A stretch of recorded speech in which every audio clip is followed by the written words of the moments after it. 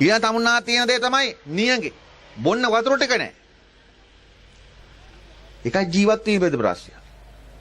අවුරුදු 66ක් තිස්සේ මේ රටේ පාලකයෝ පාලනය කරලා ඌව පළාත් සභාව අවුරුදු 25ක් දෙගොල්ලෝ දෙපැත්තට මාරුවේ පාලනය කරලා අවසානයේ මොකද වෙලා තියෙන්නේ?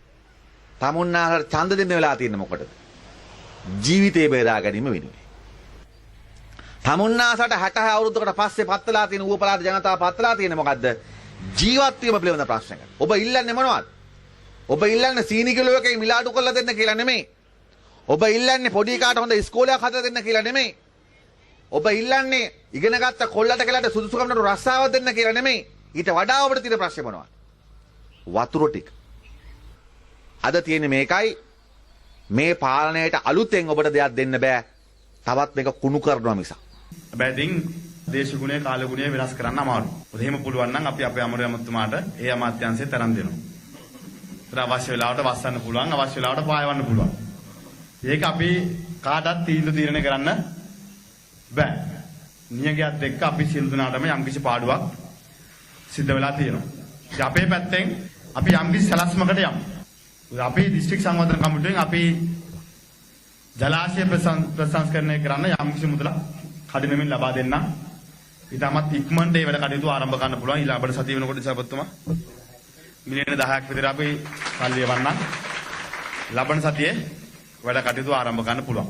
හැබැයි දැන් ගමේ ගිහිල්ලා කියන්න එපා වෙන නාමල් මන්ත්‍රීතුමායිලා ව්‍යවහාරමයි වෙන වැඩවලදී කියලා.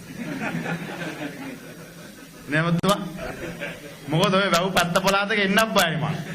මොකද අනිත් අය කරපුවා මගේ account එකට දාන්නේ. ඒ අය කලින් කළා නේ අහිංසක මගේ account එකට තමයි එකක් දාන්නේ. ඒක බොහෝ දෙනෙක්ගේ ප්‍රශ්නේ තියෙන්නේ ආයෙ දැන් වහින්නේ කවදද? ඒතර වැස්සත් ජලාශය පිරෙයිද? මොකද මේක මේ හැම අවුරුද්දෙමයි මුහුණ දෙන ගැටලුවක් නෙවෙයි. පසුගිය කාලේ තිබ්බ ගම් වතුර ප්‍රශ්නේ. ජලය වැඩි.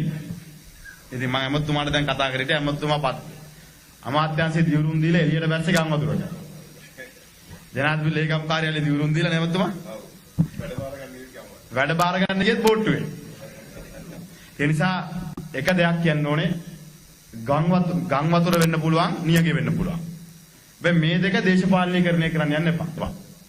මොකද එහෙම වුණොත් අපේ ගොවි සංවිධානවල අපේ නැන්දලා මාමලටම තමයි ඒකේන පාඩුවක් විඳින්න වෙන්නේ. දැන් අපේ අවශ්‍යතාවය ඇවිල්ලා නියගේ විකුණලා ඡන්ද එකතු කරන්න නෙවෙයි.